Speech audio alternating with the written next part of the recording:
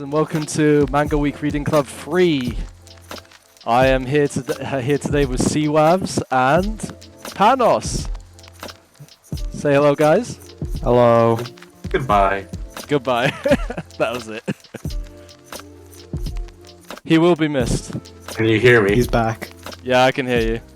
So it's not an issue with the first 5 seconds of joining. It was. Sure. Hello. Okay, so this week has been a real doozy. We have of a set. One of them was was nominated by Seawavs, Kasane. Yeah. Am I pronouncing it right? It's not Kasane. I think it's Kasane. I don't know. I'm not Japanese. Yeah, I don't know. I've always pronounced it Kasane, but I could be completely wrong tonight. It wouldn't be the first time. I don't know. It just feels weird when I say Kasane. It sounds like so American. I'll go and Google text-to-speech for you. Yeah, thank you. It sounds so American, though. It's like me saying, like, Cassie Cage, Cassie or something like that. It feels weird. Yeah, Kasane sounds to be about right. Okay. Sounds wrong. I'm not going to like it, but oh well. Okay, so we got Kasane. No, I can't even say it. my brain refuses to accept it, the pronunciation. Okay, so we got Kasane, and then we have Mermaid Saga, and then Aku no Hana, or The Flowers of Evil. And in terms of content each of those manga have, they have been each of them like doozies.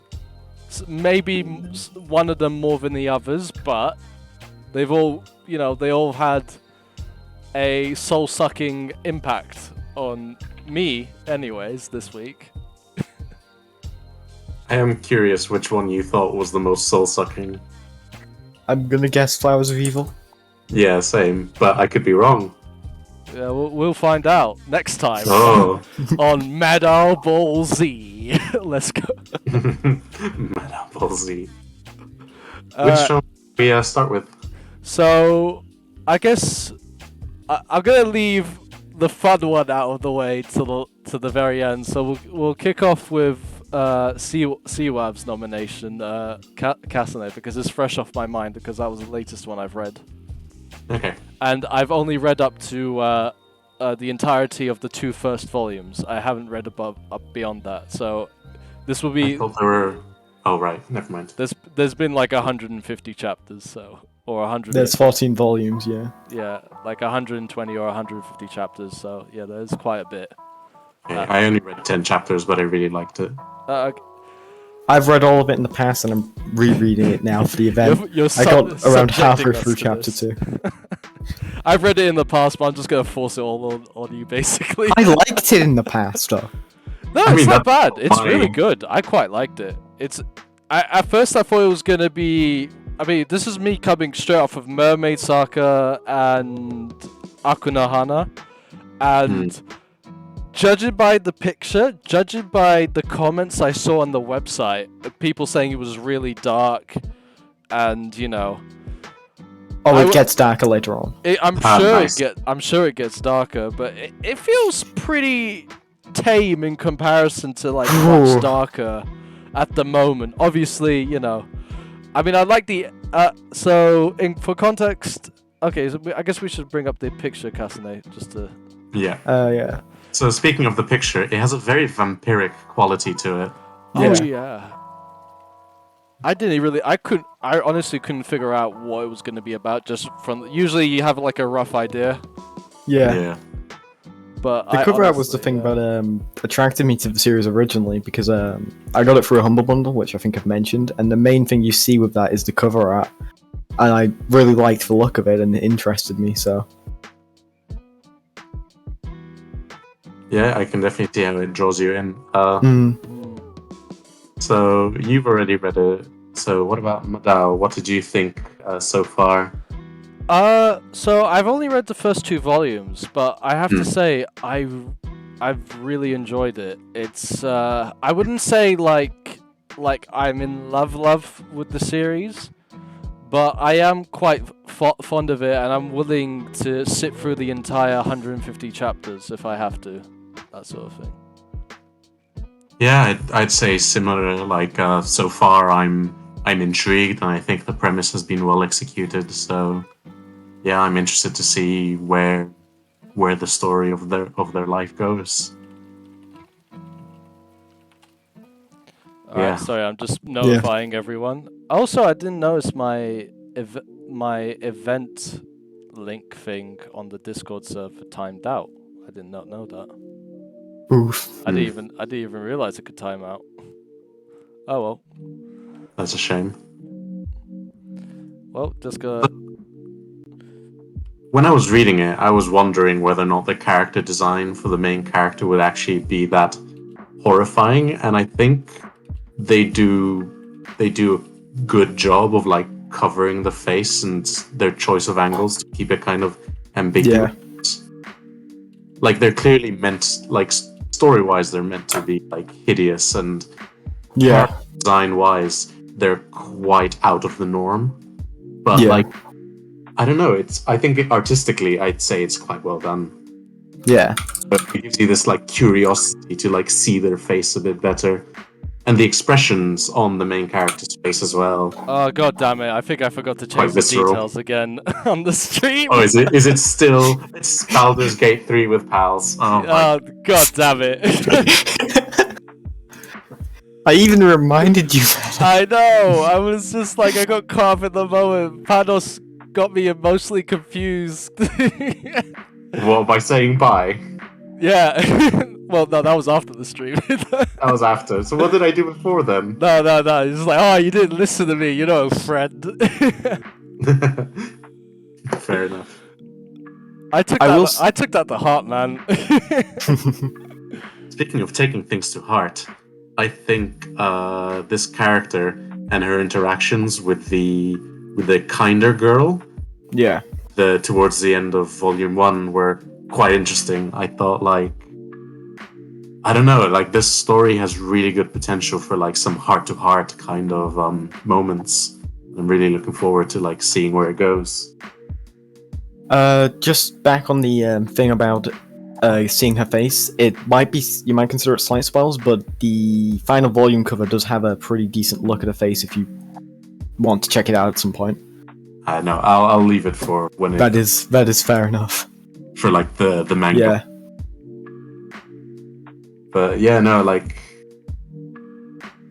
I like the way it's drawn. Kinda for some reason reminds me of what's that frog character from Oh, I was about to say the exact same thing. Suyu, I think her name is. Yeah, I don't remember her name. But yeah, I guess maybe we are supposed to think frog from like the big mouth.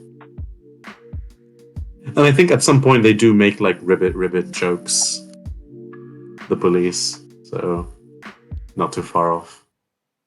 The visitor has a very hamster-like face. So it seems to me like the artist likes to make like anthropomorphic faces. Oh yeah, there's a joke about that in one of the volumes. Yeah. They have like 3 hamster designs next to his face. Come on. There we go. Okay, that should be it. I've saved some dignity that I have, and I forgot to change the fucking details again.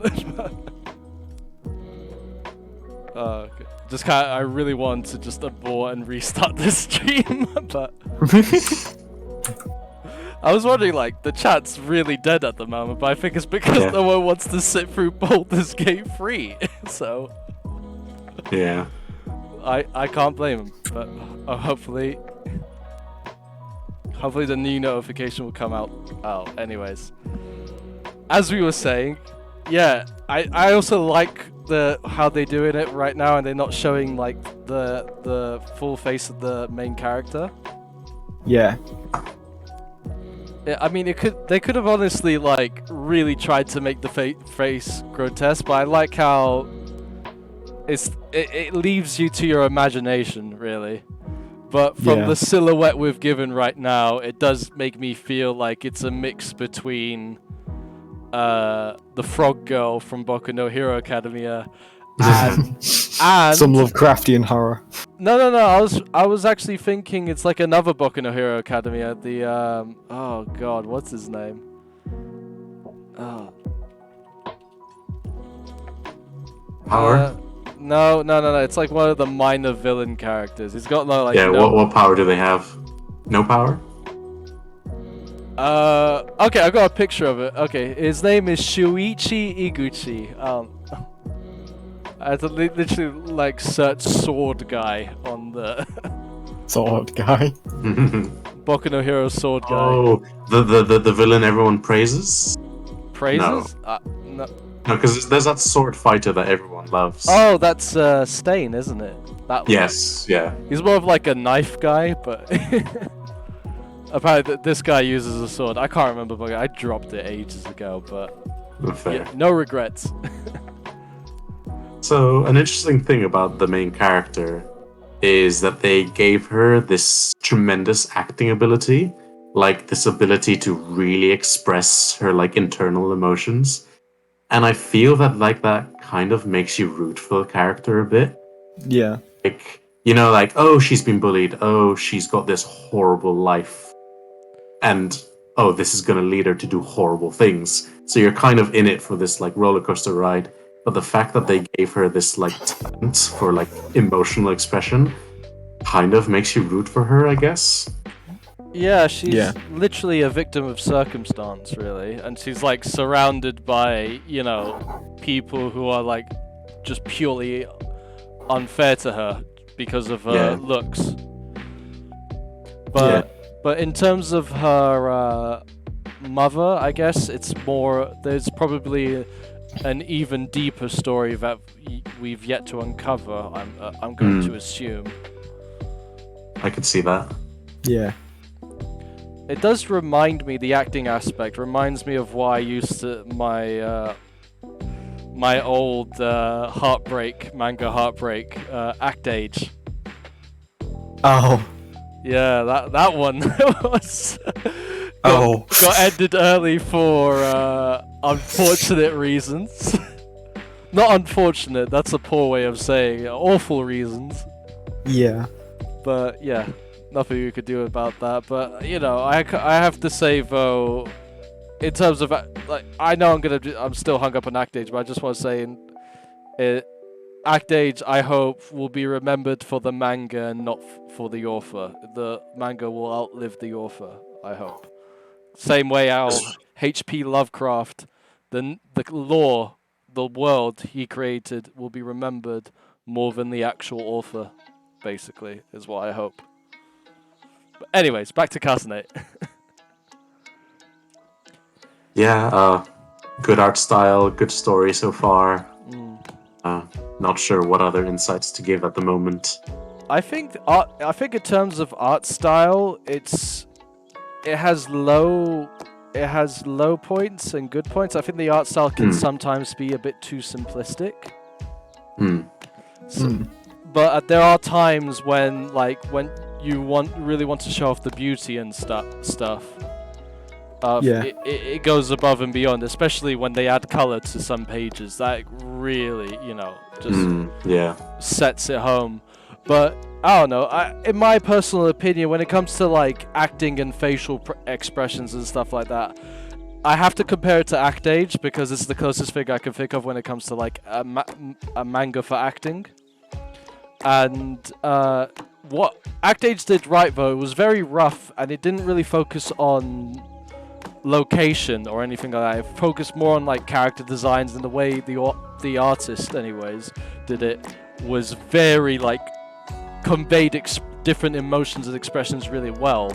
And I feel like in comparison Kasane is a bit blank in comparison, but yeah, it is a bit of an unfair comparison because it is just a true measure of the artist really, which, you know. So someone is comparing it to Oshinoko. Have you ever heard of that? I can't remember, but I will. I've heard of it, but I've never read it. Oshinoko. And I cannot remember. Oh, yes, I know that one. Yeah. Oh, that one. Yeah, that one. It's the oh god, I stopped reading that ages ago as well. I've dropped so many, and I have to pick them back up at some point. Oh god. I've never read that one. I just keep seeing it on manga text. It is very similar. Yeah, I have to say it is also similar. I feel like acting manga in general, they always have mysterious parents. In Act Age, they had the missing dad, basically, who walked out on them, I guess. That was never established. Yeah, it is a really good one. I have to come back to that one at some point, yeah. But yeah, and we got the mysterious mother, and God knows what the dad is in Kasane is going to be, you know. I be know. It could be okay. At least we know that the dad gets established. Thanks for spoiling. You fool! You fell for my trap. Well, you see, you never know if I'm actually spoiling something or if I'm leading you on. Her dad's a kappa right now. It's a kappa. He was a kappa all along. It explains everything. I mean, I could go deep. Like, her face looks like a kappa. Kappas have mirror on their heads, so they're kind of like reflecting. If I'm really like squeezing for like some connections here. Let's see. We also got. What do kappas do? Do they drag people into water? Yeah, I think they do. Also, what could you spoil? Is there like a huge thing about cucumbers in Kasane? No? Okay, so we can scratch that. One of the facts about kappas is that they like cucumbers. I don't think they ever bring up cucumbers. Okay, we can scratch that off the list then. I feel like you're fixating a little bit on these kappas. Right now, I'm just trying to say I literally came up with a comparison, and now I'm really trying to like connect non-existent dots. So I noticed there's this more from this series, and there's this Izana story. Yeah, that's her mother. Oh, is this That's like a- a pre? There's related? a spin-off novel about her mother. I can't quite remember whether it's set before the series or not. So it's basically like a Sinbad no Boken of Magi. Basically. I have no idea. Wait, you don't? Oh, you don't even know that? Okay, fine. It's just basically you have a character, like a very well established character that has like a deep and intricate past that never gets established, but everyone talks about it in the main story. So the author just makes like a whole spin-off just focusing on that. So kind of, yeah. They do talk about the mother quite a bit in the manga though. Yeah, they talk about it a bit, but you know, you don't actually see it all in action. It's like, oh, she did this, she did that sort of thing, but you never actually see it in action. Yeah. And it's similar in terms of, you know, just spin-off, you know. Yeah, Izana is a prequel. Isn't it a prequel as well? Yeah, I just checked. So it is like the Sinbad one to Magi. So Probably. The mother is Sinbad, calling it now. Alright, Secret Society of Kappa people, yeah. We're just gonna hijack this stream right now. We're just gonna be connected, just explaining what. Quick, we need to Photoshop a Kappa onto Kasane's face in the cover. You don't even need to do that. You could just get a picture of her. Just do like go on paint or something, and just like fill with green. You know, give her mouth a yellow mouth for the beak. You know, and green skin. You got a Kappa right there. Boom. Give her a bald spot at the top. She's a Kappa. Boom. Oh god. Okay, anyways, let's I mean, I think the reoccurring theme throughout this week is bullying throughout the mangas, and I feel like the clearest one of for bullying is Kasane, because bullying someone who's ugly is obviously not the right thing to do. Yeah. And for some reason, beautiful people have this obligation to harass ugly people, which I find weird.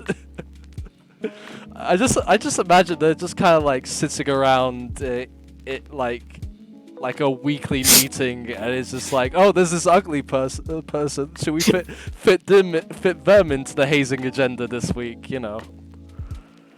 Yeah. It's just like it's amazing how in Kasane all the beautiful people are so fucking in sync at being like horrible to ugly people. In fairness, that is more. In fairness to the series, though, that is more just the kids. It tapers off towards adult. You know, when she starts growing up. Oh, fair enough. I mean, I've only seen the first 2 volumes. Yeah. And it does have a lot of focus. Yeah, that's true. Once she starts like going into high school and stuff, they don't really focus on the bullying of it anymore because you know she's not in school, so there's not really much of an opportunity to bully her. Oh, no doubt. So it's gonna be all in high school then? Is there a full no. high school setting? Okay, that's something to look forward to. Our baby's going to college. Let's go. All right, so yeah, so let's actually kick off with the first. Let's instead of leaving for the first impression form till the end like we usually do. Let's just do it as we go on. I think it would be much better, don't you guys? That sounds good to me. Yeah. Can't wait to talk about my first impression. You have a shit impression all along. All right, so which one? I think it was manga free. Yeah, okay. So just gonna and scene window capture. Oh god. There we go. So let's go with setting. High school setting, but focuses on acting. I would give it personally. I think I would give it like a solid 3 to 4, 3.5 if I had that option. But what about you? Where are you posting the impression form? Yeah. Oh, sorry, I haven't posted the impression form yet. All right. I will copy. I'm gonna so I post all the forms onto the first impression form channel on the Discord. Okay. So week 3 Kasane. Here you go. Alright, that's posted. So while you guys fill that out, do you want to just give me your impressions basically? I really don't like repeating words, but here we are.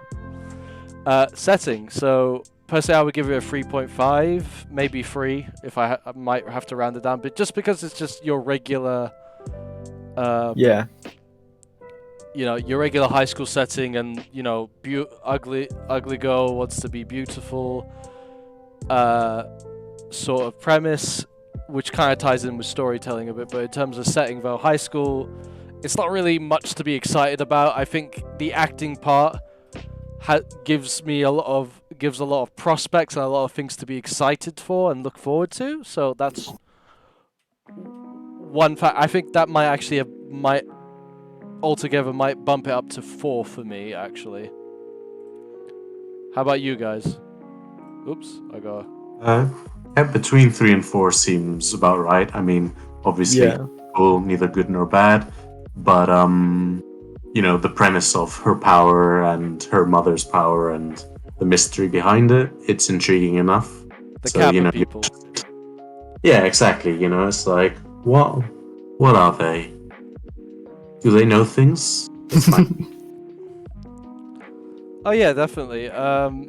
I mean, they're Kappa people at the end of the day. They're stealing people's faces. That's what it is. It's the... What's the name of that old movie? The something of the body Allegedly. Allegedly stealing people's faces. Please, you're going to receive an angry letter about this. The Kappas are suing Mada for defamation. Yeah, you know, we've already had the DMCA for one episode. Let's not get the let's not get in trouble with the Kappa folk, okay? I mean, you were just saying like defamation and stuff like that. I could just imagine right now. They're just like. There's going to be a midpoint of the series, and you know, you've already read it, CWAV, so I'm not going to say you know, you don't have to prove otherwise. This is just my huge imaginative speculation.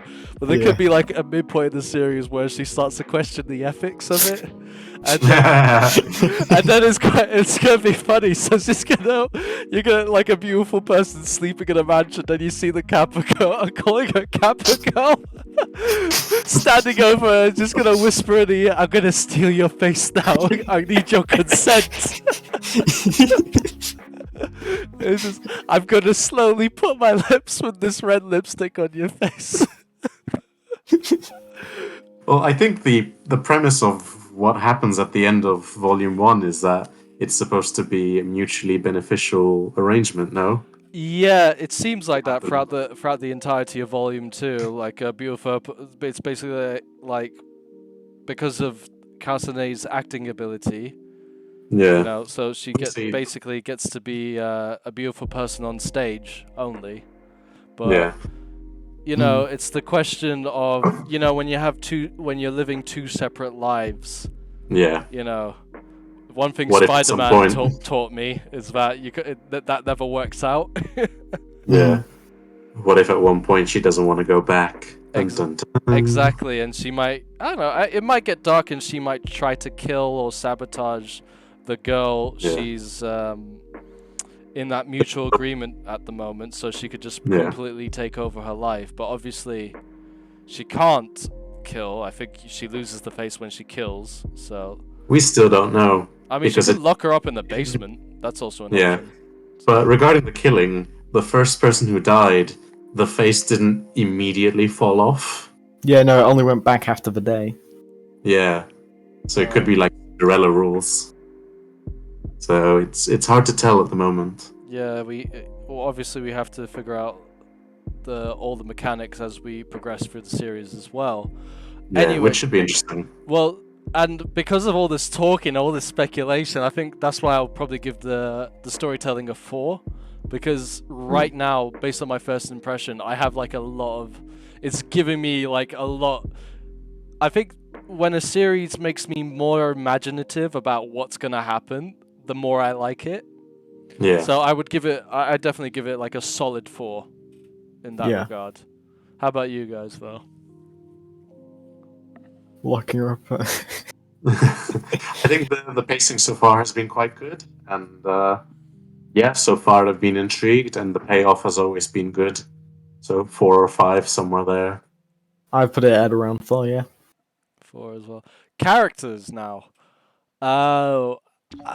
It's hard. I think 4 is middle. I'm stuck between 3 and 4 again, because there are... It is...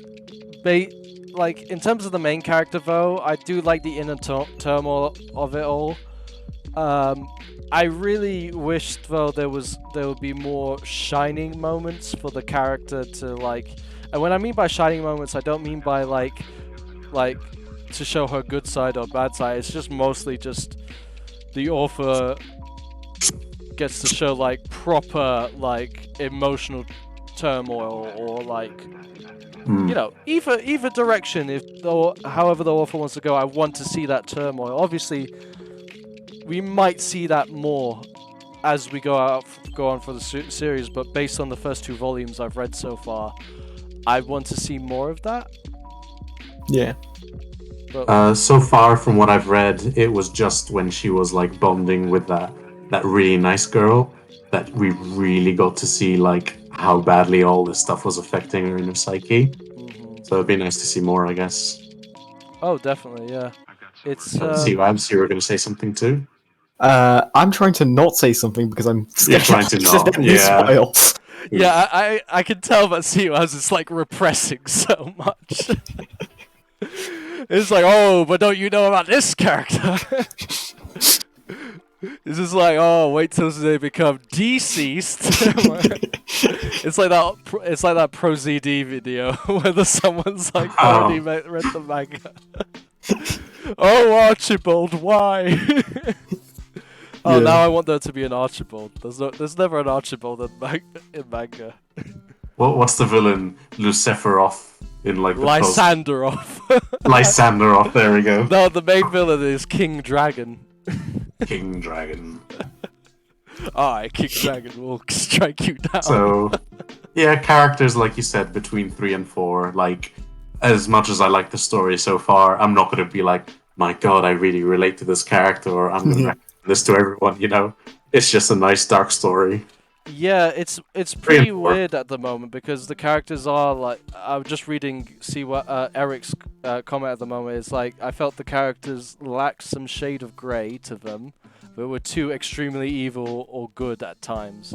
Yeah, I definitely feel the same way. I think that's why I want to see more of that grey turmoil, because you know, if you have, it's like, for example, when you know they're about to steal a face and stuff like that, and the person's like, you know, extreme arsehole, it kind of loses that edge for me. Like, oh, okay, it's totally justified. You fucked yourself. Goodbye, basically. Yeah.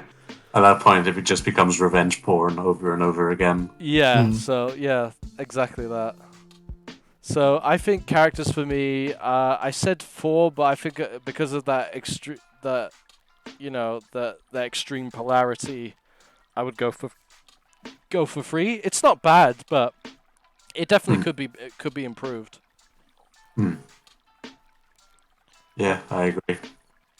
All right, moving on to art. So art, I think as we talked about art before, I quite enjoyed the art. I think the art was very simple in some parts, but when they wanted to flourish, it did the mangaka did a really good job.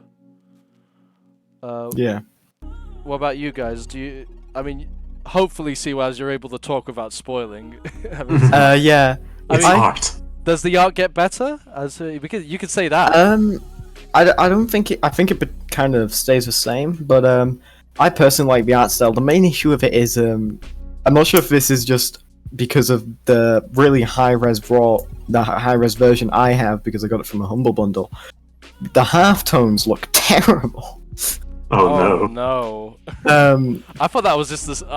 In that case, then that might be the translators. I thought that was the translators' issue. I think typically issues like that is because of how it's been scanned in. So I think Kodansha's just messed up scanning it at some point. But I'm not sure if it's just my version specifically because the higher res than like the standard version most people see, or if it's something else. Oh jeez. Duav, I have a question for you. Sure.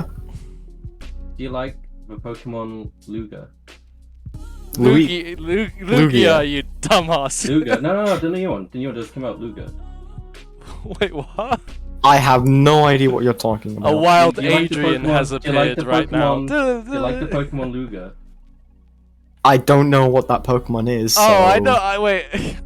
Yeah, it's a bit obvious now, Adrian. I know what he's doing. It's a bit obvious now. I know what the fuck you're doing, Adrian. I'll come back with another next time, so you ain't getting away that easily.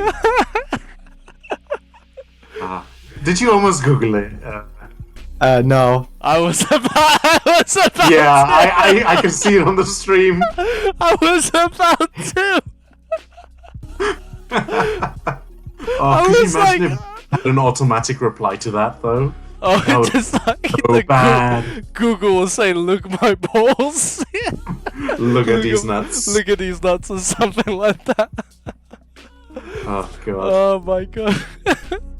That is such a troll. Oh, my Oh God. my god. He just came and went. He just came and went like the fucking wind.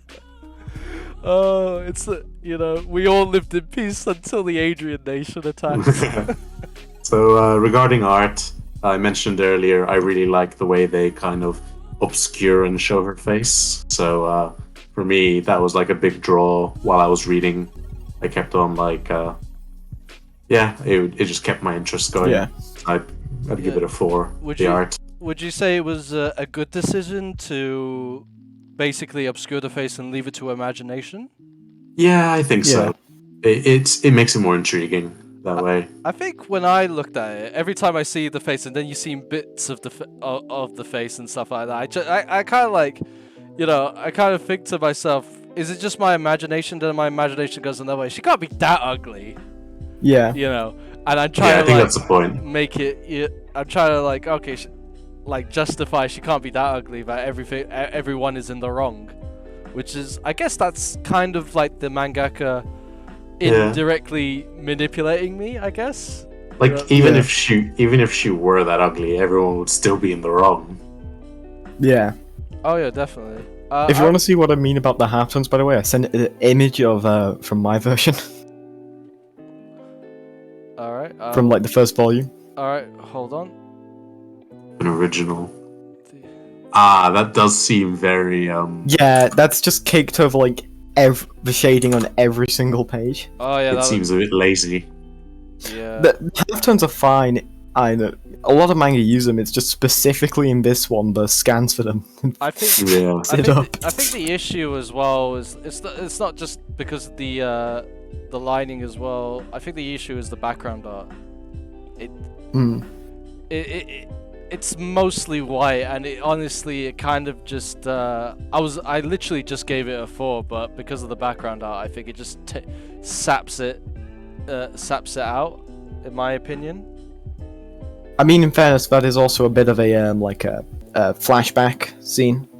That is true, yeah. But... So I guess it's sort of a bit like she's not focused on the surroundings as much. That is true, but there has been times throughout the series as well where the background becomes really obscure, when especially at those up close emotional big panel moments as well. Yeah. I feel like when background does plays a really big role as well. Yeah. Because it could really do a lot, and this might be an extreme example, but this is the kind of issue that the series has, in my opinion. Yeah.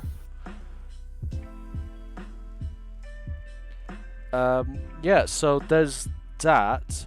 Finally, though, so I'm just gonna lower it to a 3 now, because of that. Actually, thinking about it, in terms of overall enjoyment, I'll definitely give it a 4. I haven't read it all, and there are apprehensions, and I feel like there's some parts which I feel could have done better.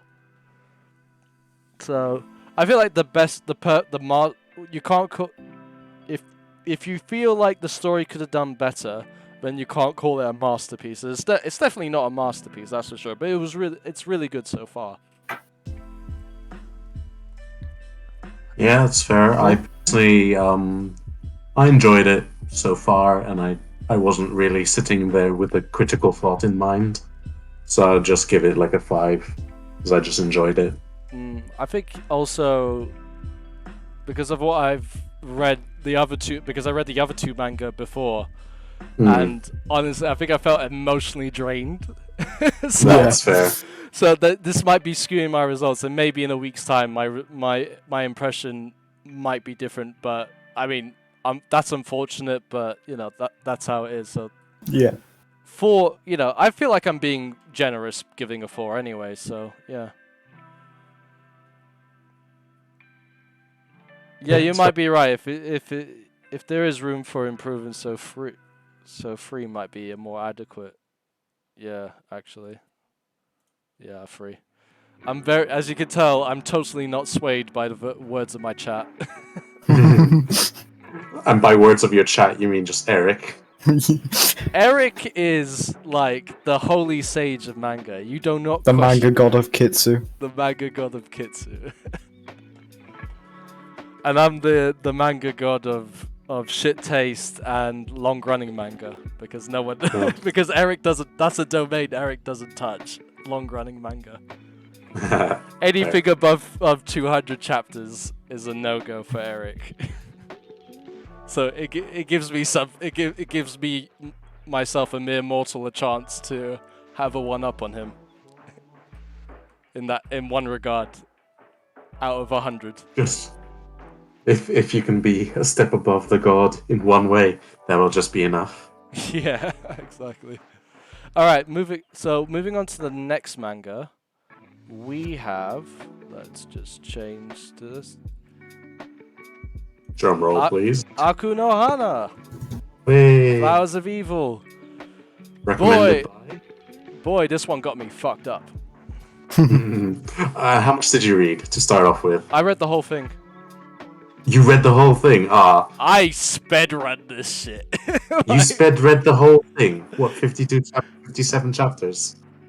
Yeah, 52 chapters. I think it was, or something like that. 57, yeah. Yeah, oh wow. 2 and 7 look the same. Oh, damn. Yeah, I sped run that shit.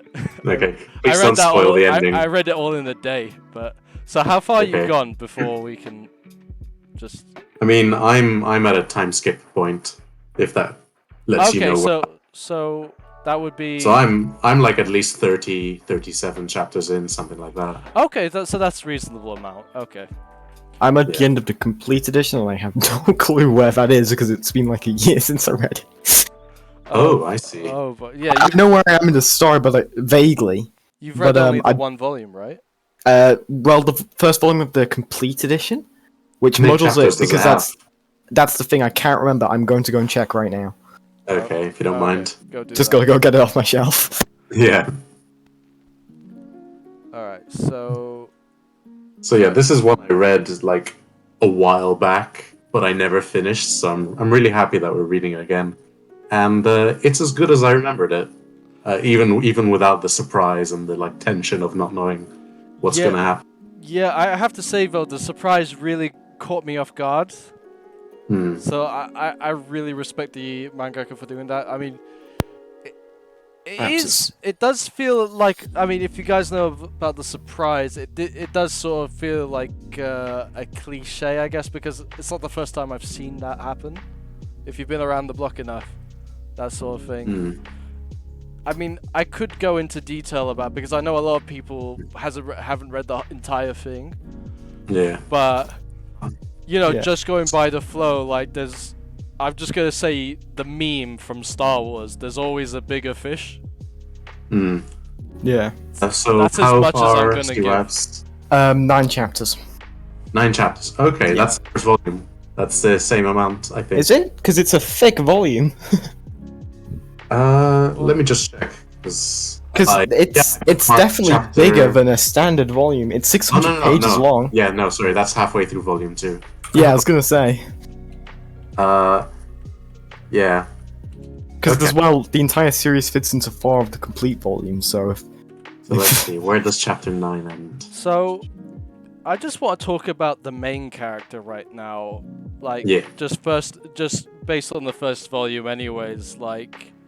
He's quite a shallow person. Like, the moment he gets teased, he's like an angry nerd. Like, oh, I bet you don't know who this author is, and stuff like that. Yeah. Oh, he's super pretentious about Baudelaire. It's like, no one else reads Baudelaire. It's like, you know, when you read like one Sherlock Holmes story and then you think you're you read like you're an expert at mystery novels or something like that. Yeah. Pretty much. Yeah, well, he's a teenager, yeah. I don't know, I think the art style makes him not look like a teenager. He seems very middle school, like, I don't know how old they are. It seems like 12 or 10 to 12. That's a good question. I don't remember. I can't remember the age they were, but quite honestly, though, the art style makes them look a lot younger than probably what they actually are. And I think the anime, the rotoscope anime, though, that probably... Oh, God. They look way older than they actually are. Okay, Eric says middle school, which makes sense. Middle school, yeah. So middle school is like... I don't know, what's the age for I mean, that? high schoolers are teenagers too, so...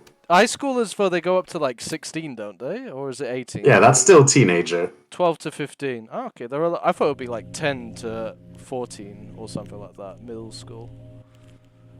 But, yeah. The more you know, just goes to show, despite watching all this anime, I know nothing about the Japanese education system. Wait, you guys start at New Year's? That's sort of bullshit. Yeah. Wait, they start at New Year's? No, basically the Japanese schools, they don't start in September like us. They usually start in like, you know, the beginning of spring. Damn, I did not know that. So winter holiday is the long holiday, right? Is it? No, summer holiday's still long. It's just, you know, winter holiday is basically like their between years. Their end of year holiday, basically. Right. Okay. So yeah, there's that. But yeah, they just like go into school for a couple of months to start, then they go into summer holiday. Yeah, that's why in a lot of anime you see a lot of the summer episodes, summer vacation episodes quite early on before the New Year's, because that's how the year progresses for them. Usually for us it's, you know, if we were to do like from a British perspective or something like that, it would just be, you know, oh, New Year would come first, then summer holiday to finish the year, basically. That sort of thing. But it's the total opposite. Sorry. Anyways, back to Akuno Hana. Yeah. Total perv. I wouldn't say he's a total perv. It's kind of like it's, what do you call it? Emotional blackmail, I guess. It's not emotional blackmail. It is literal blackmail. But yeah. Well, so yeah, we never see him being like turned on by the things that he's forced to do, so I wouldn't call him a total perv. No, but like him like sniffing the girl's thing. I mean, how it led to it though. Yeah, exactly. I mean, the one argument one kid said was like, it's fine to fantasize, but to actually do it, that's what makes you scum. It's so funny how he keeps on thinking of himself as a sinner. And it's like, oh, evil is so difficult, and he just keeps on going back to the flowers of evil. Yeah, it's like even when he's like going through all of this despair, he's still so pretentious. I can imagine like the Linkin Park crawling through my skin, kicking in, like. Oh god! He's so pure. Honestly, though, I've seen a bit of hentai to know where most of that stuff should have been going. Am I right, guys? Am I right? No, but seriously though, honestly, it was. I knew it was gonna eventually lead to like some sort of like sex thing, and I wasn't surprised. It's not like it turned into like a pervy sex thing or anything like that. I just mean like you know what I mean. Yeah, what's her name? That Nakamura girl is obsessed. Yeah. So what drew me to the manga, I think, is the flower with the eye. I think that's what intrigued me about the manga. Yeah. First. Like, ooh, this looks spooky. And I was surprised by the actual content of the story. I think the strongest point for this manga what would you call like metaphoric? Not like it's metaphors? No, but like allegory? Kind of like it's kind of hard to put to words. It's just like, you know, like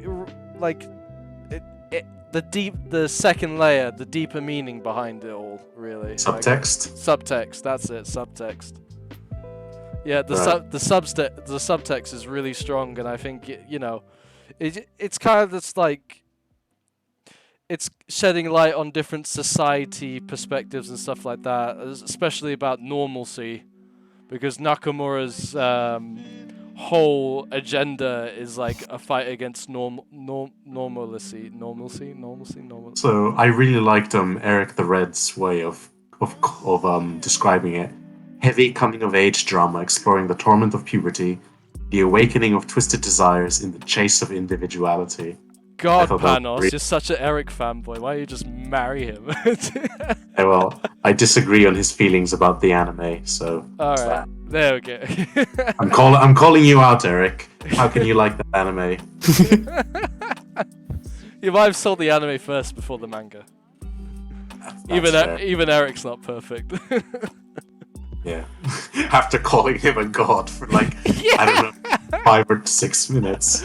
Just because you're a god doesn't make you perfect. No. Well, I feel like there's doctrine around this, but we don't have to go into that. No, it's not the way they did it. Rotoscoping is cool. What can I say? not the way they did it. Anyway. Oh god. Anyway. Art style. What did you think of the way the faces are drawn in the story? Honestly, I wasn't a big fan of the art style. I think the visual art for like the flower, like you said, is quite good. In terms of character design, it wasn't that appealing to me. I think the art style really improves after the time skip. I think the characters definitely look more appealing. I don't know why. It just the art style makes the characters kind of look like they came out of a template model.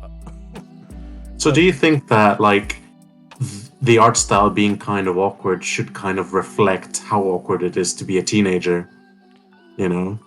I guess you could say that, but it's normally how can I say it's normally when an art style does that sort of thing, it kind of just like it amplifies that feeling. I did not get that amplification.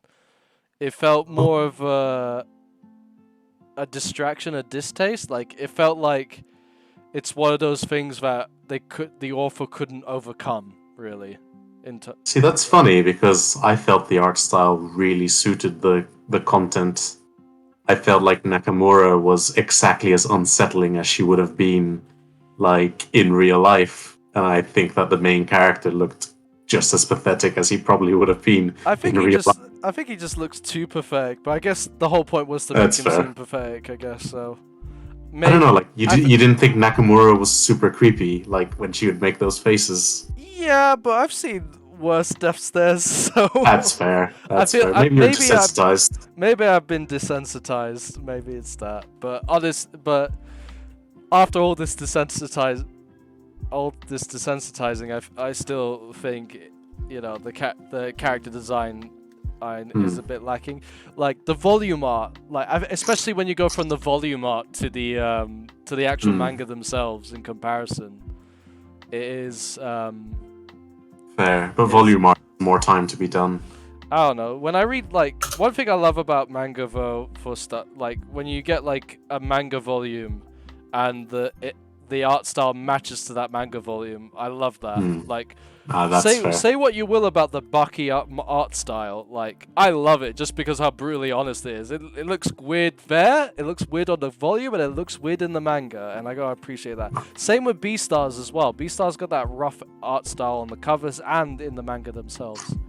And I like that. You said you like the author, didn't you? Yes, I'm a Shuzo Oshimi fan. Is the author is also the one that draws it, right? Yeah. So he does the story. Is the art style similar to like other works of his?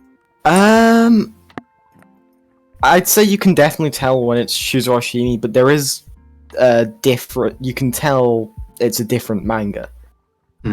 Okay. So it does differ slightly, but you can still tell it's him who's done the artwork. Yeah. How do you feel about the artwork for this one? Well, casting my mind back, I like it because I like Shuzo Oshimi. Yeah, you're a bit biased then. Biased, yeah. But he's biased. Get him out. Biased. Out of here. Hung jury. We only are biased about two things: iShield 21 and Madao. And Eric. And Eric. Oh, okay. Eric's a close third. We're waiting for Madao to die down a bit. So Eric says that it's a pretty early work of his. Yeah. Yeah, you can definitely see the art style evolution. Like I said, you'll see a big difference in the second half of the manga. Yeah, which kind of reinforces Eric's statement that it is an early work and it is a work in progress sort of thing. So yeah, which also kind of supports my point about how it's something that the mangaka couldn't overcome because, you know, it was too early for him, I guess. It was not his time to flourish. Yeah. So I would say to anyone interested in reading this series, definitely read until the end of the second volume.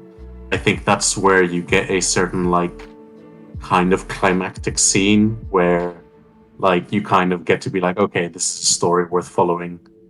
You know, you get a bit more build-up, I guess. In retrospect as well, like, after reading the entire thing, the story is really straightforward as well. I don't think it... Okay. I think it's just what the author has done, though, and I think it's quite... I'm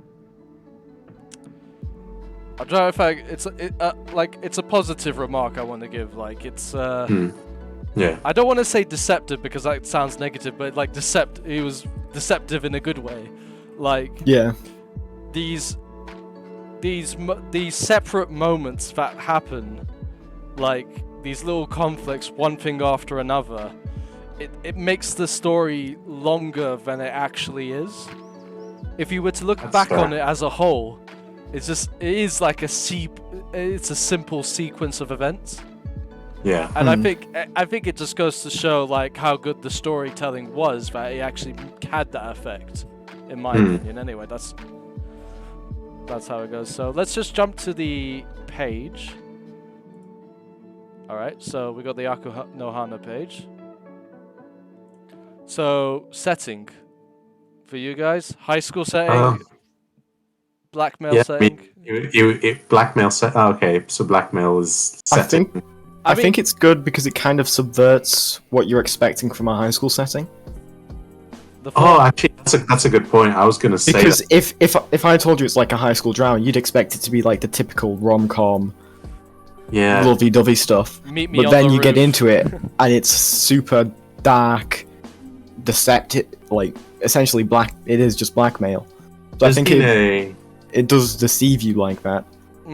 There's been like an upward trend of anime and manga about like a character being teased or like, being out of his comfort zone. So it's really funny how this is a much darker, twisted version of that. Yeah.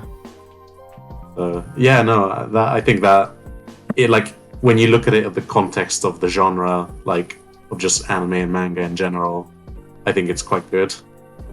Like it feels, like you said, like a subversion at points. Yeah, probably 4, like, interested premise. How long is it gonna go like this? I don't know for me, because it's like the whole premise is. I mean, obviously it's all, every single category is based on your. It's to the eye of the beholder, basically. That sort of thing where it's what we perceive. As I say, for me, like, when I think of setting, I just see like straightforward, middle school story, boy gets blackmailed, sequence of events, that sort of thing. So I would probably just give it a 3 personally. I don't think it's as deep as you make. It comes down to the individual. It's as deep as you make it, that sort of thing. Yeah. I think in terms of setting, though, in my opinion, I'm like 2 or 3, maybe 3. Yeah, that's fair. Like, until we find a manga set in a different world with a fascinating lore, our setting is probably just going to be quite average. You know? Yeah, it's real life with drama. Well, but the thing is, like, setting can also just be, like, it could be set in, like, for example, it could be set in, like, a modern day, and it's, like, a city or stuff like that, which is fine. But, let's say you have all these different gangs and stuff like that. There's an intricate system, or there's a whole interesting political structure going on. That's what I think it contributes to setting. Yeah, as far as I'm aware, we don't see the student council very often in this story. No student council, minus points. There's no President-chan, No, I said that last week as well, and I'll probably say next week too. Yeah, every high school, where's the student council? What was this? Well, how else are you supposed to get to really know the character unless they get involved in local politics? Exactly. I mean, if the student council was on this, the whole blackmailing thing would have been over like that. Gone. Yep. Snap of the finger. 0 out of 10 storytelling. I don't know the character's political beliefs. Not realistic. Yeah. Student council would have investigated and figured it all out in the space of a day. We see that happen. Yep. Absolutely. Unless the student council were in on it. It was the student. Oh, it's getting. What if the student council was the friends we made along the way? All right. Well, I'm just gonna. There at the start. Well, just for that, I'm gonna kick you. Okay. Bye. Bye. Bye. All right. He will be missed. Rip. Did I kick him from the server as well? I wonder. Wait, did you right click on him and click kick? Yeah. That kicks him from the server. Hold on. If you want to disconnect from the voice chat, it's disconnect. I didn't know. What have I done? All right, you want to talk about storytelling while I go get it back? I like the storytelling because I'm a Shuzo Oshimi fan. You idiot! Lol. Just get back in the server. Get your ass back in the server. I know you're listening to this. He's in Please Purchase Mike DLC. Okay. I'll go give him the roll. Hold on. There you go. Get in there.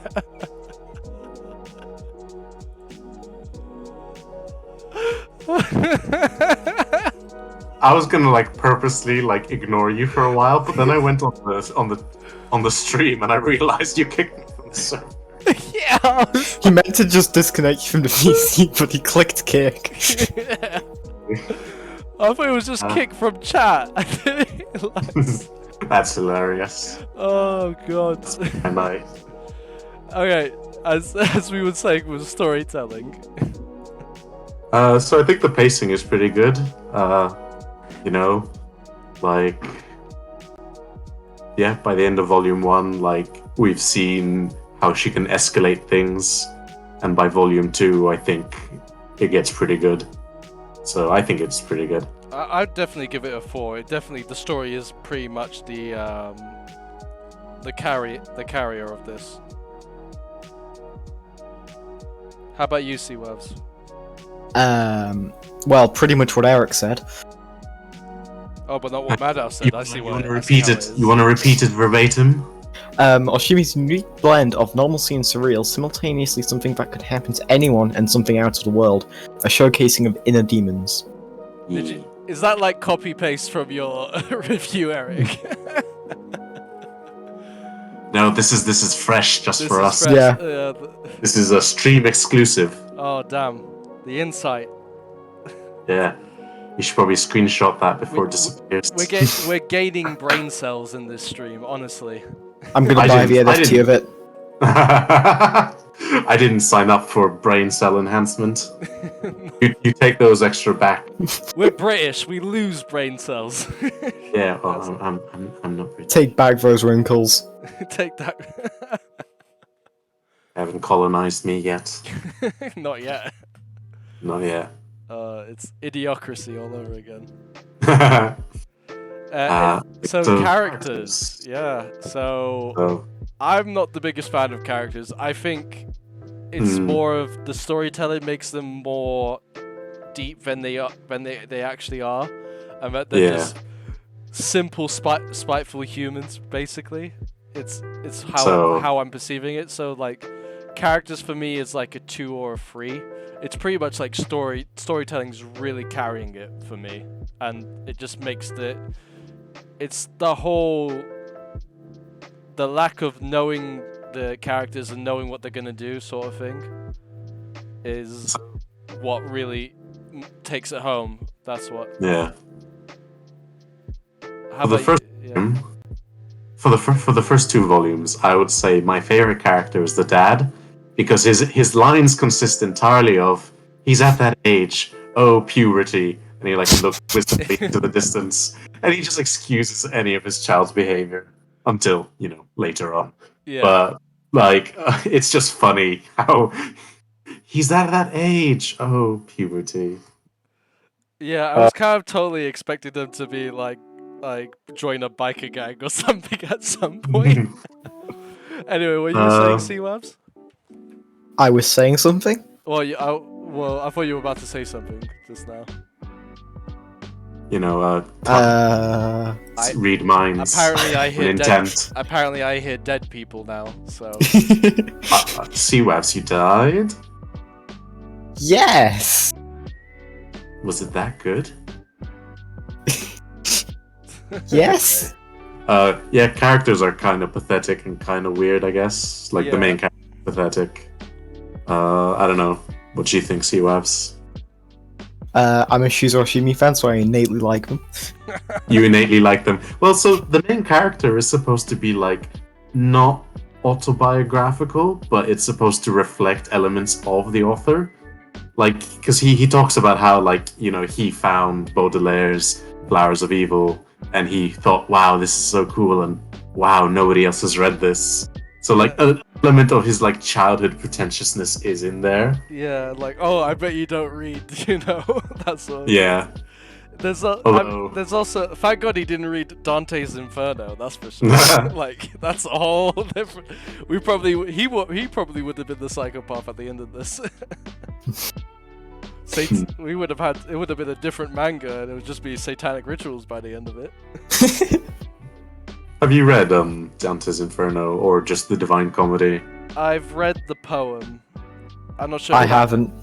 Because I got curious about the video game that came out years ago, and I was thinking, yeah, that's fair. Wow, you're basing an entire video game off a poem. Might as well check out this poem. That sort of logic. Okay. I can't really remember how it went now, but it was, you know, I'm not the type of person to like get like really like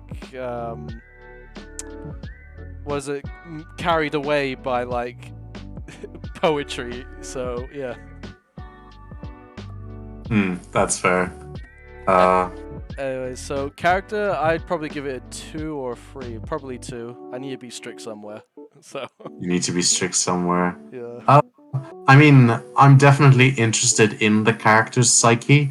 I'm not super thrilled about them as people and how they behave, but I've read a bit further than, you know, the one chapter. So the one volume. So I would say with each volume they become a little bit more interesting. So, but then again, you've read all the way to the end, so yeah, I don't know. It's not like it isn't profound or it isn't this. It is profound, but it's personally I'm just drawing the line between how much of it's actually carried by storytelling and not by the characters themselves. It's just like in the whole perspective of like the characters' thoughts, actions, and so on like that. In my personal opinion, it's the story that carries it. If it was told in a different way, I don't think it would have that much of the profoundness it has. Yeah, but you know, sometimes it's kind of hard to separate story from character. You know, like this character in this situation did this, and so for me, the storytelling and the characters are kind of tied. Oh, definitely. I mean, at the end of the day, it does come down to individual and how you draw that line. I'm just drawing a line like this. You don't have to copy me or anything like that. No, that's fine. No. I'm not telling you off or anything. This is just for everyone out there. Like it all comes down to different, like how you draw that line, how we separate, and what we think matters more, and so on like that. Sometimes we end up blurring the two together without realizing. Yeah. I just need approval, Madao Senpai. Anyway, yeah, for me in this particular case, the storytelling and the characters are one and the same, I'd say. Oh yeah, definitely. I'm gonna just give it a 2, but C-Wavs, I don't need to tell you. You probably I need to ask you. You're probably gonna give it a 4. A 4? I've already submitted my form. 4? Was it a 4? Yes. A 4. I think I gave everything for except enjoyment. Okay. Which I gave a 5. Alright. Well, so I'm gonna give art. I think art, because it, like you said, there are parts where it does really well. I'm not a fan of the character models themselves, but at the end of the day, when it carries like the darker parts and also the visual metaphors like the flower and something like that, it does it quite well. So I'd give it a 3. That's fair. I thought the arts really suited the characters and the situation they were in, and yeah, it just seemed alright to me. You know, the background art was not too bad either, so I'd go 4. I just want to say something right now. Yeah. You know when you say that's fair, this Manga Reading Club is a safe space. So you can literally say, that's bullshit. I think it's this. So don't be afraid to do that. Man, it's like, why does everyone get hung up on fair enough and that's fair? It's just a saying. It's like, yeah. See, Wabs, you're full of shit. Basically, Yeah, don't be afraid. This is a safe space. It's fine. Well, I haven't it's checked all his from a anus, place- so I wouldn't know. I didn't say it was coming out of his anus. That is interesting as a biologist, but fair enough. Anyways, steering away from that vile imagery. Art free, and in terms of overall enjoyment, I'll give it a 4. It's honestly, it's 80% storytelling for me that carries it. So, and it carries it really far. So I'd give it a 4. Yeah, fair enough. 4 or 5 for me. I enjoyed the story so far, and I'm eager to finish it either this week or the next. Yeah, definitely. I think it's just there is some like more complex. I'm actually thinking about the second half as well, and there is more complexity to it, I guess. So I might be tempted to actually bump it up to a 3, maybe. Okay, I'm interested in what this guy in the chat. Is he your mod or something? What's the little crown? I mean, they're all. Oh, that's for Prime. That's for Prime. Oh, that's Twitch Prime. Yeah, if you've got Twitch Prime, I've got it as well. If I type. This is one of the elite of Twitch. Funny enough, I think both of them are Kitsu mods. I could be wrong. So what is this? What is this enjoyment in quotation marks? Enpainment. Enpainment. Payment. Yeah. That pretty much. Fair enough. It just reminds me of like that old Futurama joke. It's just like care for some champagne. It's like care for some impainment. It's like you mean enjoyment, right? No. Yes. One and the same. All right, moving on to the next manga, I guess, because I'm really realizing that we're going through this like too slow. See, that's funny because we went quite fast through the first one.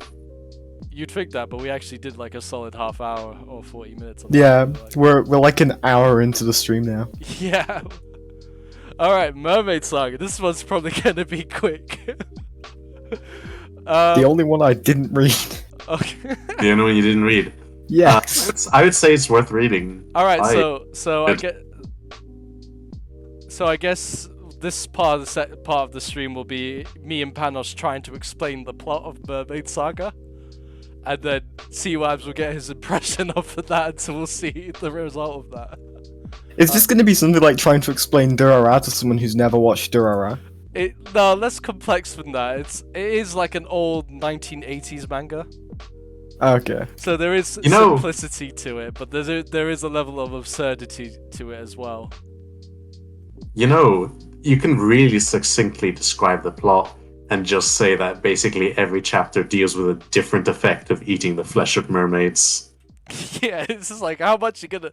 So the thing is, the whole point of Mermaid Saga is basically we have this character who is on a journey to find a mermaid, and when he actually does, it's totally revealed that 400 years ago he ate the flesh of a mermaid and now he's immortal. Right. And he basically wants to get rid of the immortality. It's just like a quest searching for like mermaid things and all that. It's just basically how many different ways you can cook mermaid and what are the different side effects to it, basically.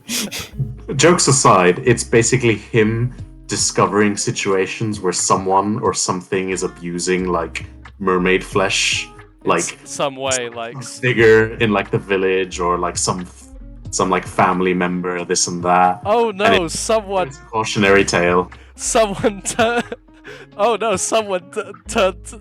the mermaid corpse into ashes and now trying to snort that shit. Like not far from the truth, that. But it's like it is very JoJo villain of the week sort of thing, you know, in terms of storytelling. I think the premise is fun in terms of immortality, but it does feel very repetitive. There is a storyline where it involves a child immortal, and I immediately thought of two different storylines from Cowboy Bebop and Baccano. Fair. I have to say though, like, if you've seen those two storylines from each of those series, you'll be sorely disappointed what happens in this. There's no like, oh, the child is like. I feel awful. Okay, I have to explain. You know, in Skyrim, and you know you can't hurt the children in Skyrim. And you know that people go out of their way to download mods so they can kill the children in Skyrim because they get on your nerves, sort of thing. Yeah.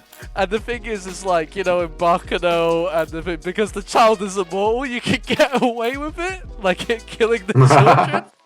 Over and over again. Like that sort of thing. And I kind of wish I kind of wish the same thing happened to this immortal child as well. I kind of, every time I see an immortal child, I get like malicious, like rubbing my hands together, like. So the story very early on establishes that when someone eats the flesh of a mermaid, they either become immortal, they get killed, or they get turned into those lost souls that are basically just monstrous fish people. Immortal fish people. Monster that likes to eat people as well. Fish people. But then gradually throughout the stories, we find that there's small minority exceptions to that. Much in the same way that being an immortal is like the exception to the rule. Like it's like a 1 in 1,000 people become immortal from eating the flesh. Yeah.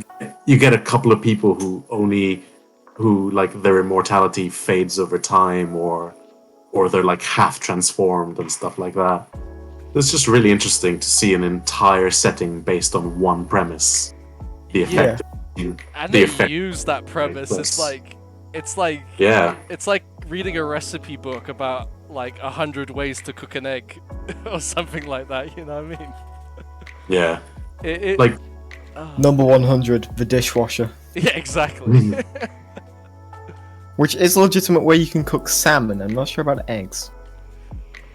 Yeah, there is. We have to draw a line, but the immortal characters aren't actually immortal in the fact that the one way to kill them is cutting off their cutting their heads off.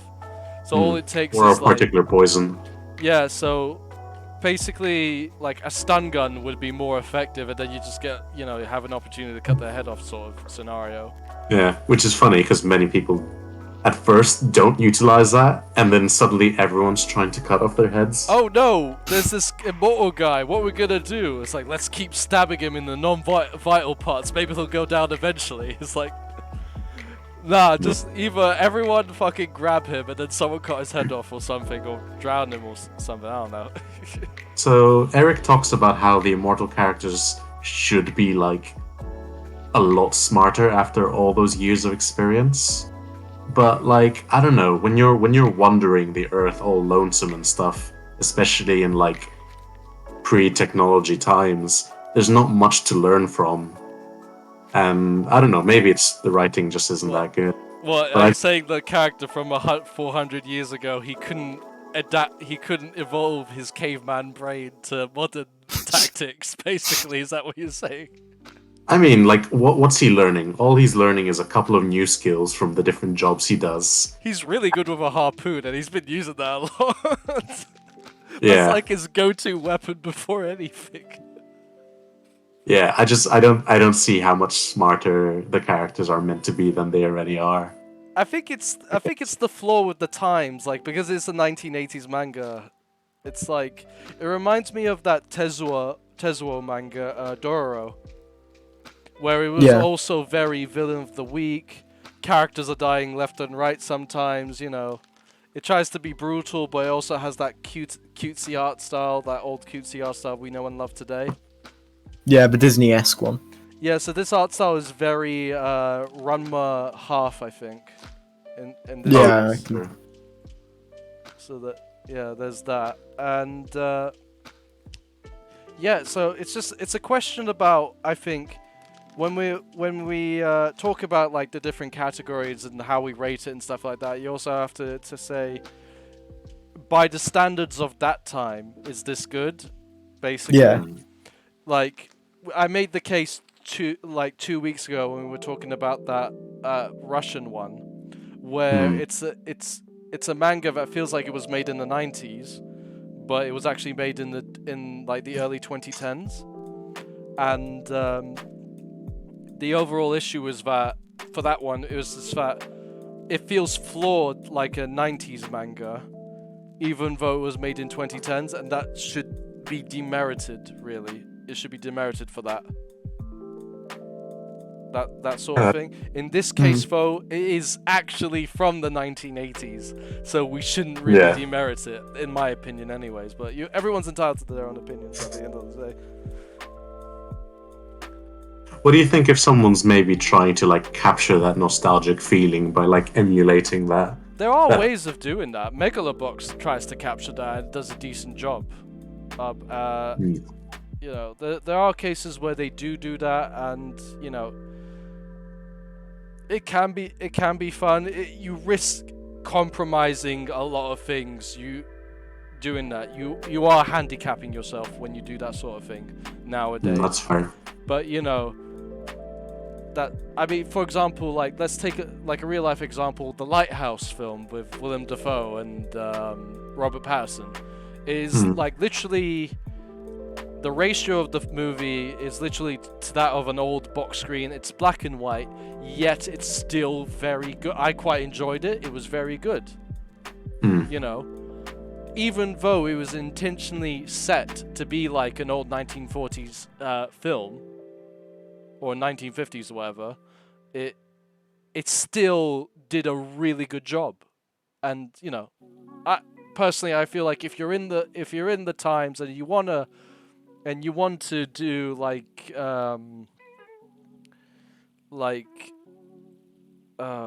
what's the word for it, like a tribute to older manga and stuff like that, you can do that, but also just don't get swept up with the problems of that time as well. Was what I'm trying to say. Sorry, so back on topic, go on. So the stories of Mermaid Saga, they're not quite like, even though they're Monster of the Week kind of story format, they're like multi-part episodes. They're like basically, this particular saga is 4 chapters, this particular saga is 6 chapters.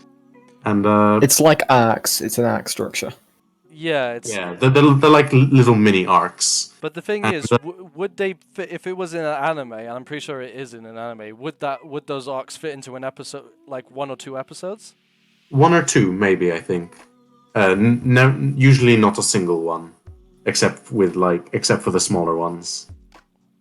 So it is kind of like JoJo Villain of the Week sort of thing, would you say? Yeah.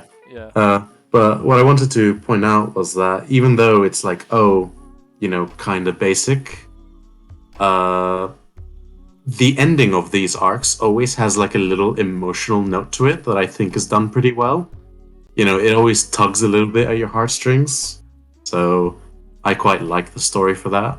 Yeah, it does have the same effect as Dororo in that regard. Like, it is like...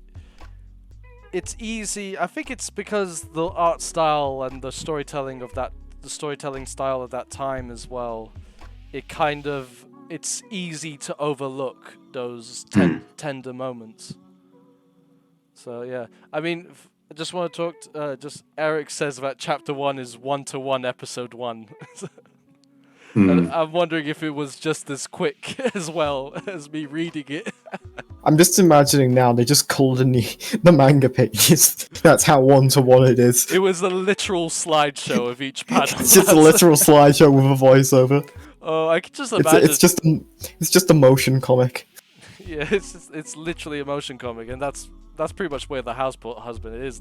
If you don't look at the way of the Houseboat Husband as an anime and just look at it as like a motion comic, it's way better than it actually is. I can imagine. Anyway, so yeah, it was very Villain of the Week. The first chapter was a bit weak, in my opinion. I think the story was... I don't know, I wasn't a fan of the monsters, the Lost Souls, but that's just my personal opinion. I think they could have been a bit more creative in that regard, instead of just like, big bulging fish eyes, green skin with claws, that's it. I honestly felt they could have been a bit more creative in that regard. They were very creative with the immortality aspect, though. But, Yeah, they weren't. I don't think they were quite creative in regards to the monsters themselves. At first, no, but towards the end, when you get the like, this person has a monster hand, this person has a scar, this person is a monster that can talk. Oh it does become slightly more interesting. I mean, I've really liked the small storyline with the monster that can talk one. That's one of the tender moments I liked about that, because the guy was literally a victim of circumstance, and it does pull, and the main characters also felt sorrowful at the loss, even though they had to put him down. Yeah. But c'est la vie. It is what it is. In the end, the overarching story doesn't really go anywhere aside from showing you the relentless story of an immortal person. Basically, they're always going to be moving. They're always going to be looking for the next clue. Oh, so, do you know what I feel like this reminds me of? It reminds me of another manga that me and Eric actually read a while ago, and it was Killing Me, Killing You, I think it was called. You're gonna have to... Oh, yeah, Killing Me / Killing You, I know that one. That one. And it's about two immortals trying to find a way to die, and, and I quite enjoyed that, because it was very, I liked how these characters were bonded together, but they're both trying to find a way to die at the same time. And it has that sense of humor. I'm not saying that Mermaid Saga had to be like that, but the two characters that were immortal, and they were going from week to week, encountering all these different mermaid things, They don't even explain how they're able to find them so quickly.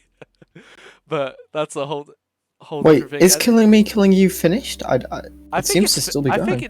I wasn't sure. Its manga is still ongoing, and a new chapter came out 30 days ago. Oh, so I was told that it was the mangaka was desperate to continue it or something like that, and then it was. Yeah. Okay, so it is ongoing. Okay. I know. At one point, the mangaka, because this is the main reason I know it, is because of low sales, they learned CGI and made a full CG trailer for the manga. Oh, that is sick. I have to look that up at some point as well, because I'm a big fan of the manga's art style. It's really good. Yeah, so to promote it, to try and because it was doing pretty badly at one point. Okay, I think I got swept up with the end talk that, I didn't realize it went back to ongoing. Honestly, I thought it was like, okay, it's good as dead now. It's on its last breath. Let's put down that horse. Let's go. I don't know how to feel about the name Euthanasia as a character name. Euthanasia. So I'm looking at the Killing Me, Killing You thing, and it's two girls, Mythia and Euthanasia, and I'm like, Euthanasia's a guy though. Fair. So it's a pun. It is a pun. Anyways, back on. Yeah, trust to Eric to explain the manga. Back to the Mermaid Saga though. The manga, it's like I said, it's very hindered by its times. It is quite lacking in terms of storytelling. I think the premise was fun. The setting was quite fun. There's many different things. I feel like the author did try to do their best to be as creative as possible with that one ingredient. Yeah. But there could have been ample opportunity to expand, introduce new stuff as well. There were some interesting characters that were sadly, killed off, immediately because it is very villain of the week. Like we, meet this villain, either they die or they repent or whatever, never see them again, sort of thing. Sorry, can I just say quickly? I found the trailer on an Anime News Network article, and they translate the name as just straight euthanasia. Euthanasia. Okay. Like the actual word and everything. All right. Oh. I'm so edgy. He's so edgy. Wow. It's like the story of a goth, like an emo, like trying to die, calls himself euthanasia. He's got Wow. tentacles. Anyway, there's the trailer if you want to watch it. I will, but not on stream, otherwise I might get Yeah. copyright strikes. That's fair. I'm not like the big names where I can get away with it. I don't have tits to show off. Not yet. Not yet. Just gotta eat more cans of Pringles. Actually, I was gonna set up a GoFundMe for you to get them implants. Oh, I thought you were just gonna overfeed me till I just get moobs. We can do that. We can do Keep that. it nice and organic. Yeah, as long as you pay for the food, I'll be happy. That's all. Hey. That will cut down my living expenses so much that I can finally afford, hiring someone to rig my my 2D model for VTubing. It's so hard to find someone to do it who isn't like so fucking expensive. Yeah. Anyway, back Can't wait for the Madass stream where the voice changer breaks. the voice changer. Oh my god, he doesn't sound like Giga. Oh, the lies.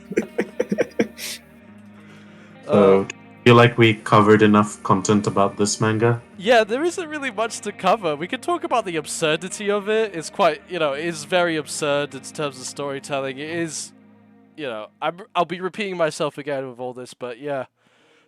We could talk about like our favorite points, like the immortal kid storyline. I was hoping for certain things to happen, which didn't happen. Yeah. There's other stuff as well, but yeah, the stories were very simple. The twists weren't that mind-boggling or anything like that, and the characters were really they were cute, but at the same time just cute. Like, that's it. That's how I see it. So if we were to go on to the Mermaid Saga form, then let me just get the page up before I. Here we go. So if we were to actually look at the to give the scores and everything, like a setting, premise and story, like mermaids, storytelling and all that, I would give both. So I would give Mermaids 3 and the storytelling 2. Yeah. Because it's very JoJo. It's very villain of the week sort of thing. And I think the figures with Doro, if you were to compare like a similar manga like Doro, for example, Doro was more what was it? It had like it actually followed through with its overarching story. Where in terms of Mermaid Saga, it never actually gave a conclusion or anything like that. It just ended at one of the story arcs and that's it. So it is a bit unsatisfying as well in that regard. That's fair. So see, that's interesting. So I'm a fan of anthology series, so I don't really go in expecting there to be like a climax, a catharsis, or anything like that.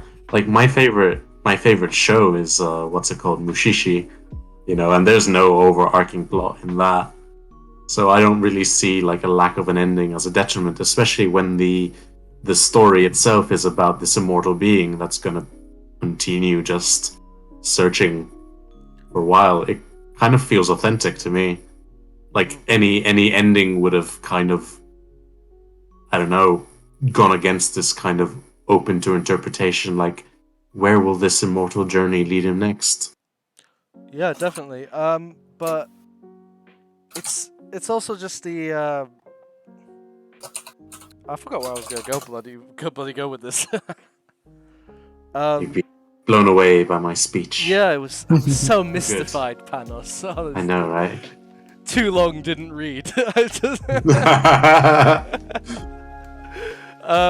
no, I read. And then you're gonna go, really? What was your favorite part of my speech? I'm like, the part where you ended. Name 3 words that I used.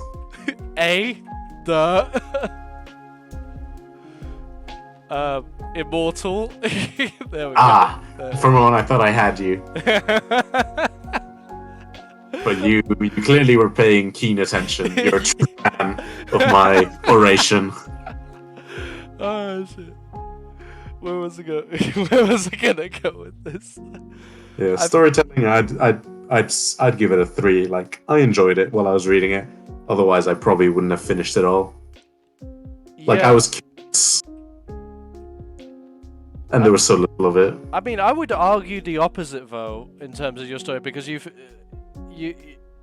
like because of the lack of story, but honestly, because of the fact that they introduced 2 characters, they keep reintroducing these 2 characters, and there is a progression in sort throughout the thing as well. Sorry, I'll go post that. Well, we see slowly little hints of the secondary character, the one that's going to join him, like developing as a person and their relationship. So I don't know. It kind of hints towards that, like, I don't know. It feels on a significant story. It feels very on and off. Yeah. And when I mean by on and off, I mean by someone hit a switch and that was it. Yeah. So basically, the female character anyway, I forgot his name. Nana or Nana. I thought it was Mana. Yeah. Mana, that was it. And the issue with her character,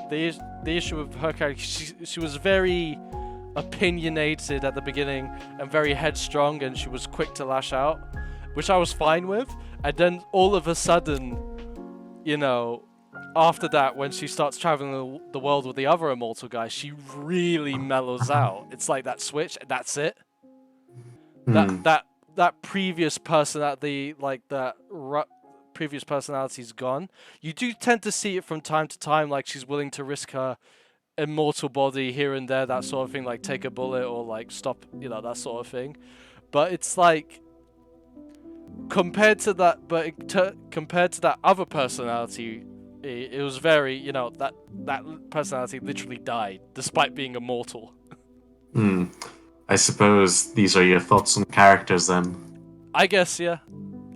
Is like I said, it does blur with storytelling at the end of the day as well, but the bond that these 2 characters have is quite, you know, simplistic, and they kind of like, you know, it starts to become like sort of romantic, I guess, but there was never any catharsis out of it. Yeah. Yeah. There's that too. So yeah, there's that. So yeah, it is a weird blend. So I'm gonna have to blend it and also give characters 2 as well. In terms of art, I think the monster designs are fun. The mermaid designs are fun. I feel like, you know, there's, you know, they're creative when they want to be, and there's some character designs that are like, you know, nice looking and and fun to look at as well. So I think I'll give it a solid 3, only because, you know, it is very, you know, simplistic template art throughout the manga, but obviously that's something that comes with time. So I'm not sure if I'm being too harsh or too generous, so I'm just giving it a middle 3 in that regard. Yeah, it was like decent. The action seemed okay, so I can't complain, to be honest. 3 is fine. Overall enjoyment, I had a fun time with it. If I had a fun time, automatically I assume it would be 4 then, because if I had a fun time, definitely. It's like, if I didn't feel anything, I would have given 3, and if I felt less than anything, it would be 2, and if it would be a negative, it would be 1, so 4, I think. Overall enjoyment. In terms of actual, like, it's like saying, though, like, you know, you enjoyed the sausage. You know, you enjoyed it.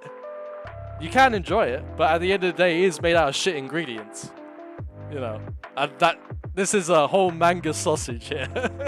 This is an interesting analogy that I don't know how to process, I'll be honest. I like this analogy, I'm keeping it. It's a manga sausage. That's what it is. It's a manga sausage. It's a manga sausage, yeah. Put that on a shirt. Not halal. Not halal. Not halal. Put it on a shirt with just like the characteristics of a manga inside. So like you've got art. Can we clip this moment so we can put? So it reminds me of put on this shirt. it's a manga. It's not the most shirtable quote, to be honest. Yeah, we could just like, it'll be like, we could have like a silhouette picture of a sausage, like in the shit, and like a manga. Yeah.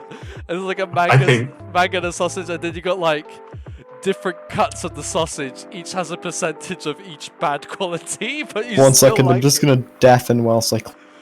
Oh god, it's honestly it's great. Hey, I think if we ever become like proper official, and we actually get like endorsed or something, big aspirations here, I know.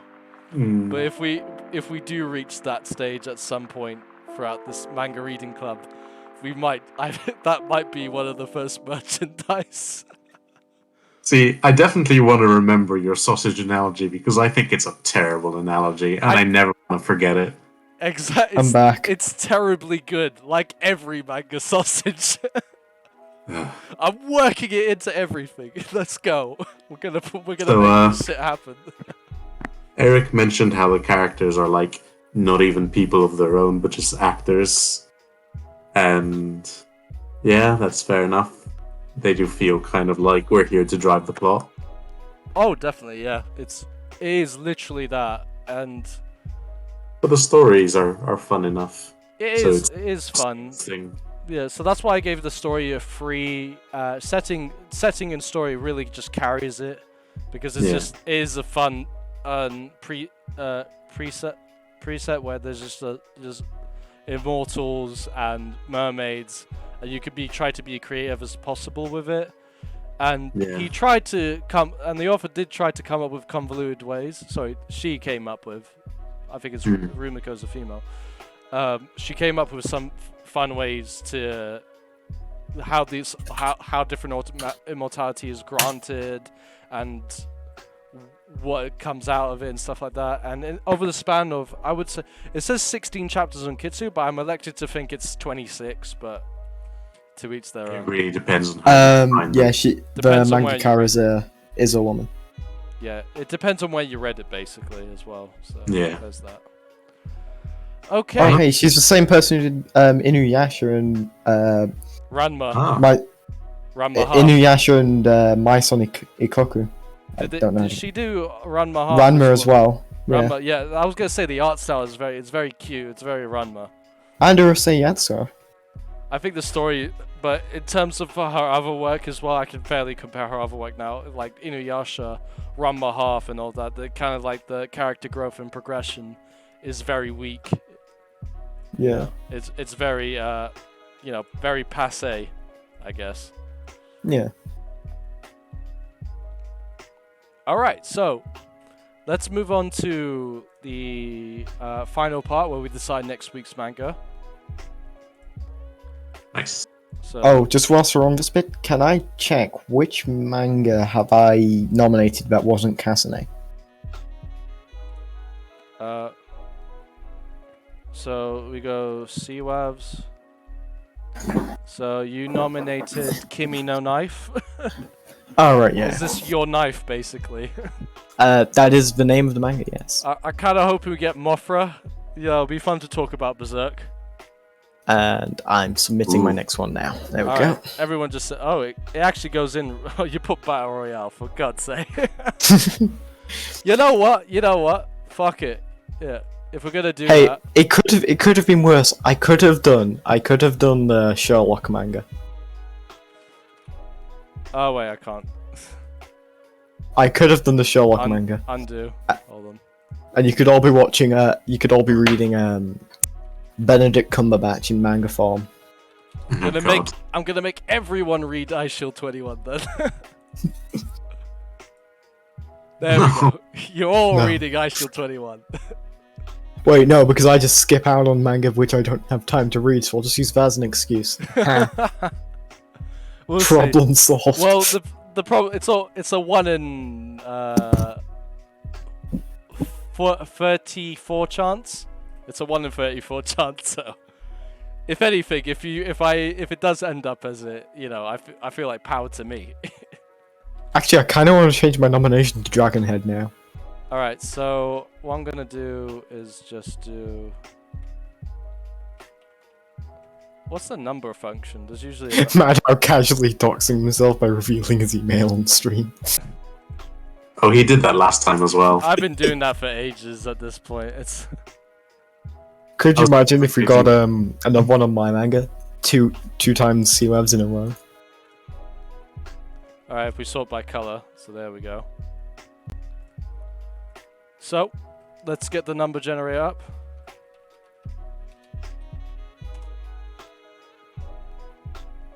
So we got... So it is 33 we got in total. So 1 to 33. Everyone place your bets. I'm gonna do 3 numbers, one after the other right now, and then we'll just see which manga it is. We'll go blind straight into it. Lucky 17. Alright, so place your bets. 17, 12, 14. 14, 23. Okay. I'm gonna go 33. Just go for max. Let's go that 33. Okay, I'm going with 1 then. What? Okay, let's go. Alright, first roll. 2! Shit. Close. So we got 2. We got 15. Did anyone got 15? Nope. I went 14. Ah, damn. So I've been 1 off twice now. I've got 28. Okay. So we got Gosh, 2. darn it. We got 2, 15, and 28. So let's find out which one we get. So 2 is Dawn's one-shot. So we do have a one-shot this week. Nice and convenient. 15 is... Oh, look back. Another That's the, it's another Chainsaw Dawn. It's another Dawn. Oh, jeez. It's Ikoku Nikki, Foreign Country Diary. And then 28 so we've got, is Eric's Bokutatsuka. Okay. Wow. You know, from an outside perspective, this seems totally rigged. I demand a recount.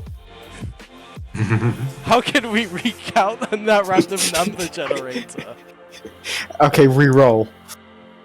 You have read all 3. It will be easy for you to talk about them later next week. That's just. I have read 1 of those because Look Back is by Chainsaw Man. You know what? You know what? How about this? I'll give you a personal homework assignment, Eric. Let's get 20.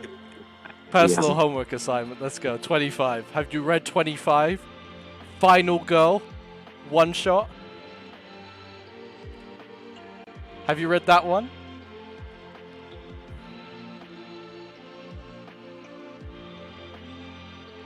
I take your silence as a no, unless he's checking on his library right now. Honestly, I feel like we should swap out the one-shots, honestly, because it feels unfair that Dawn's getting 2 slots this week. So, I think it'll be more interesting if we just, if we get Weeb Kent's, Hey, I see Asogi's in there. Nice. Yeah, I put that in because I saw someone posting about it. Some cool screenshots of it. I am like 17 chapters into that. Or something like that. I need to pick that back up.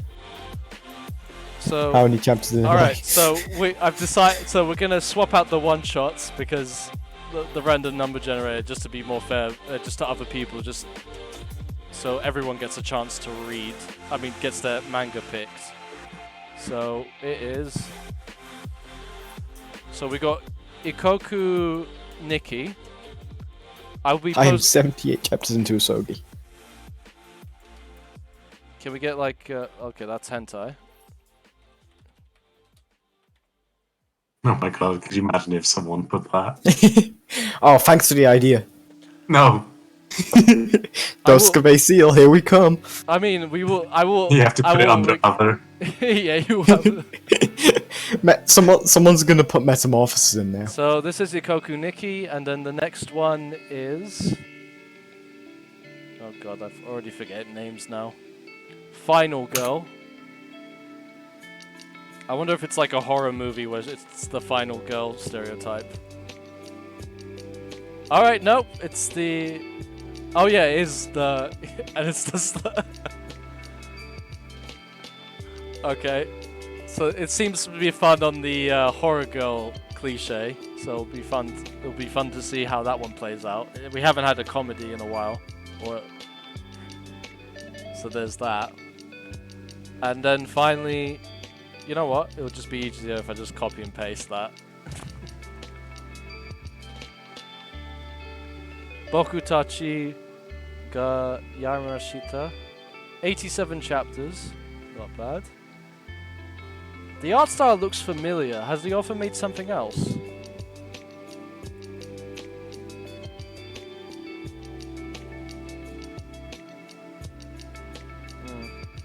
If it looks very familiar to something, I can't put my finger on it. It kind of reminds me of Terra No Resonance and something else. I can't remember. Now the artist, what have they drawn? Oh, is it Terra No Resonance?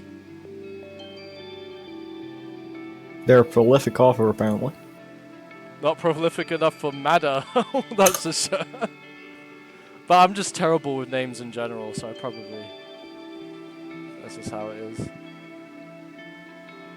Okay, well that's the end of the stream. I hope you guys enjoyed this. Just quickly, Maddow, you might want to check the spreadsheet. What's up? What'd you do? Oh, did you add a hentai? Class, that's etchy. Oh, they did Jagan. You know, I'm gonna keep it up there just for the fun of the rolls, but we're probably not gonna read that. Oh yeah, the author's done Jagan, Blue Lock. Oh wait, really? Yeah, the author. Really? Oh, well, the author, not the artist. I think that was that the artist or the author? That was the artist. Oh no, sorry, that was the author. I can't remember. That was the author, so the author is separate from the artist. It just depends. Like, I was just thinking, like, Blue Lock and Jagan are quite different in art styles. Unless I'm entirely wrong and I'm just chatting shit right now. Jagan is quite behind. Alright, so I guess on that note, we can call it a night. Thank you for coming to this week of the Manga Reading Club. I hope you guys had a really good time. And I'll endeavor to post this video onto YouTube partway through the week, because it takes me hours to render this and then another couple of hours to upload. So there's that. And I will also be posting the details of this week's reading as well, hopefully tomorrow or tonight if I have time. So on that note, good night and see you next week.